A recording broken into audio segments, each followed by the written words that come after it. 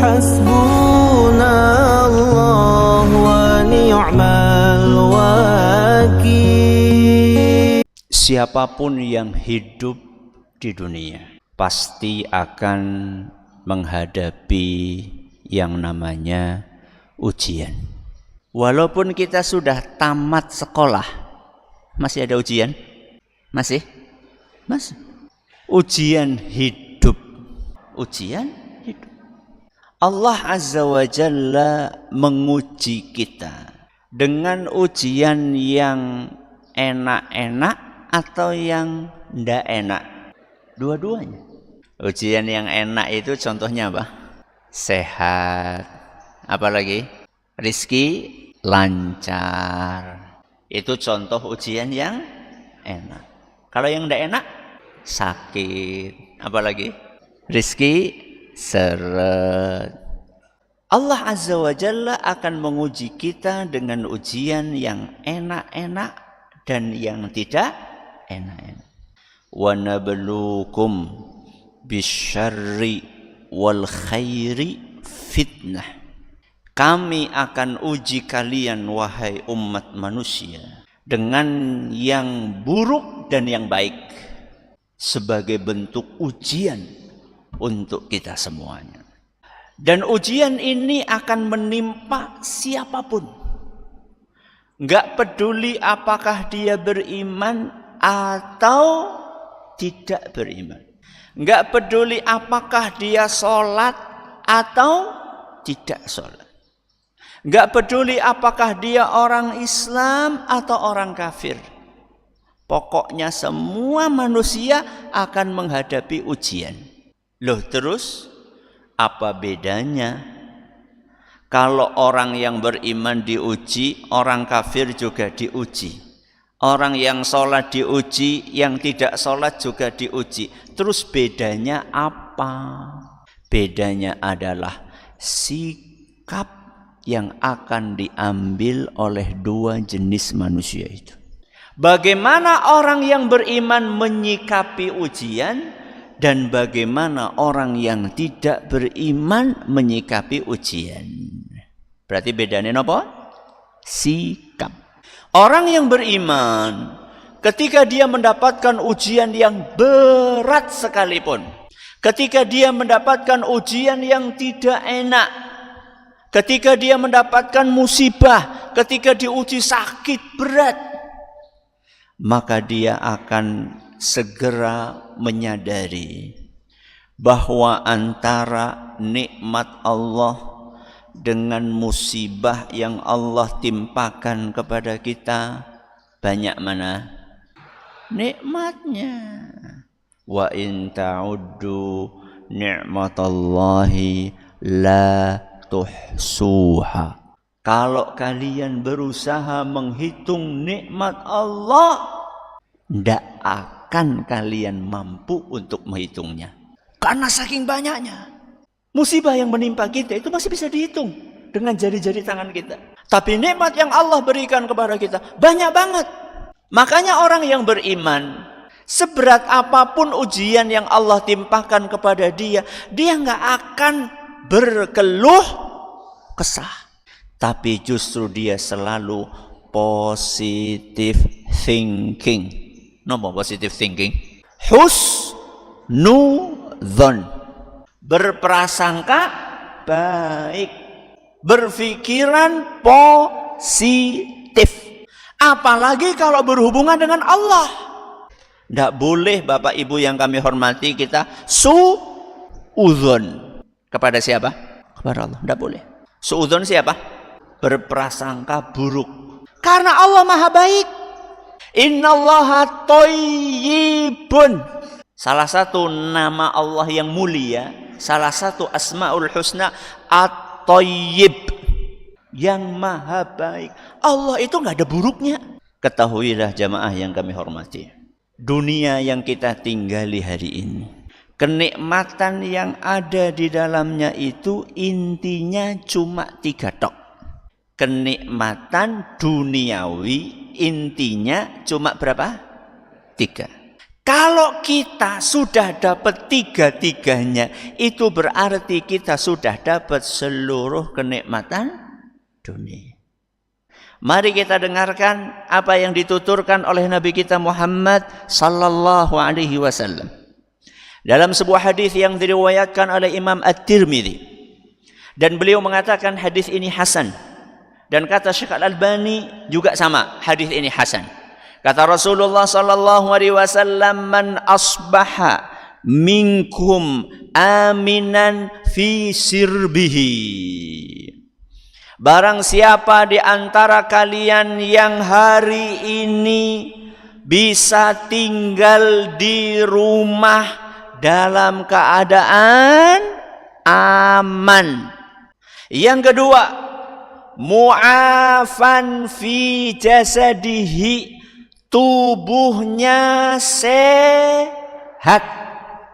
Yang ketiga, indahu qutu yaumihi, dan dia bisa makan hari itu. Berapa ini? 3. Apa 1? Aman tinggal di rumah. 2, badannya sehat. 3, bisa makan hari ini. Faka'annama hizat lahud dunya, maka orang itu seakan-akan sudah punya dunia seisinya.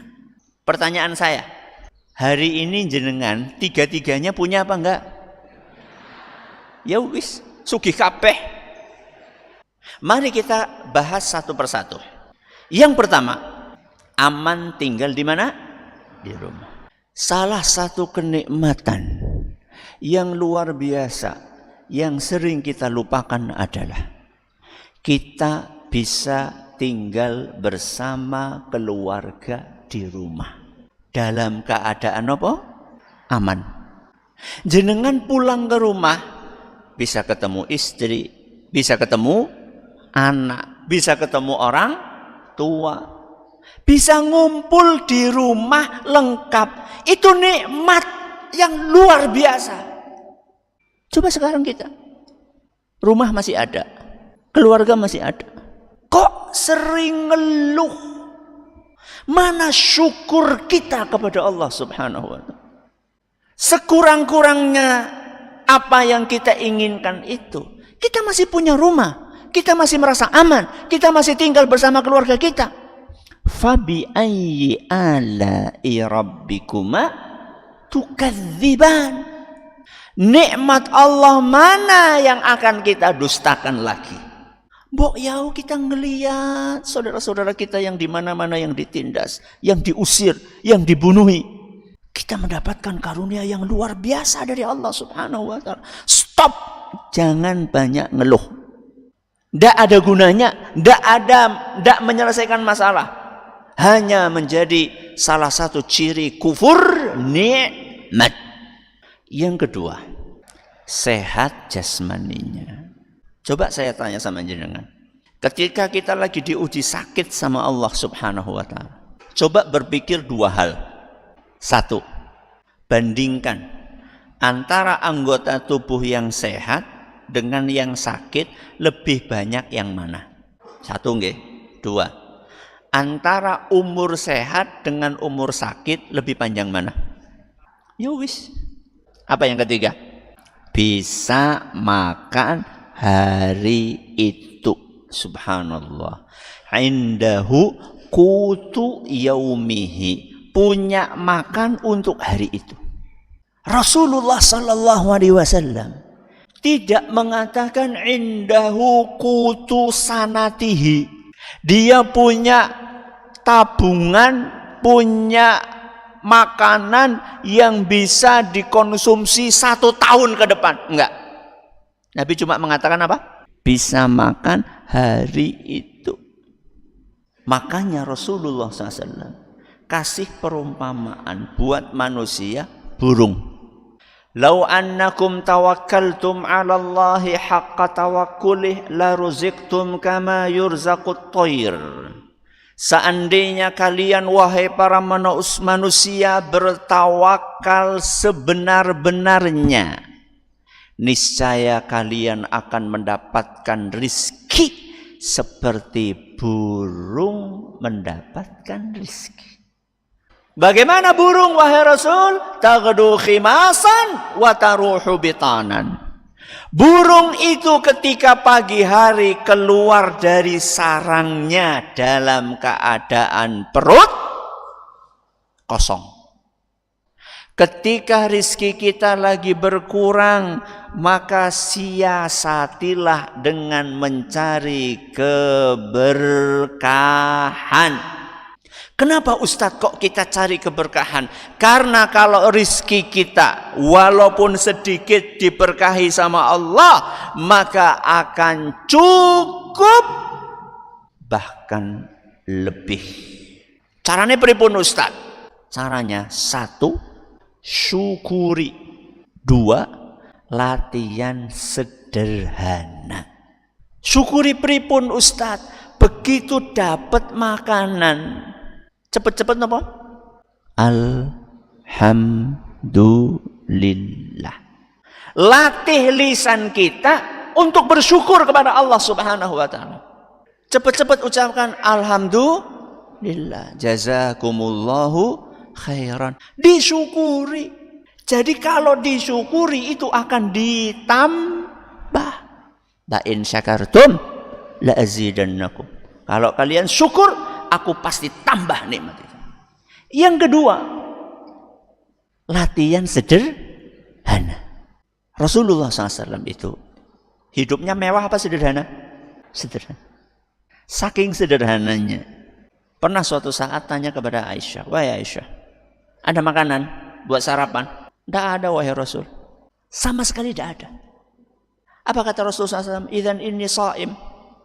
Ya sudah kalau gitu saya puasa aja. Pernah suatu saat Rasulullah SAW ada makanan, tapi makanannya itu tok. Apa? Kurma. Di rumah Rasulullah SAW cari makanan adanya cuma kurma. Minumnya apa? Air putih. Maka Rasulullah SAW nggak nyari yang ndak ada.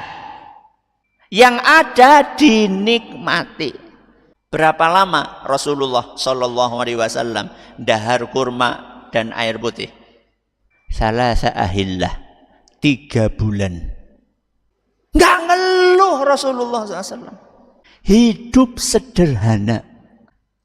Jadi intinya nikmat dunia ada berapa? 3. Yang pertama, aman tinggal di rumah. Yang kedua, sehat tubuhnya. Yang ketiga, bisa makan hari itu.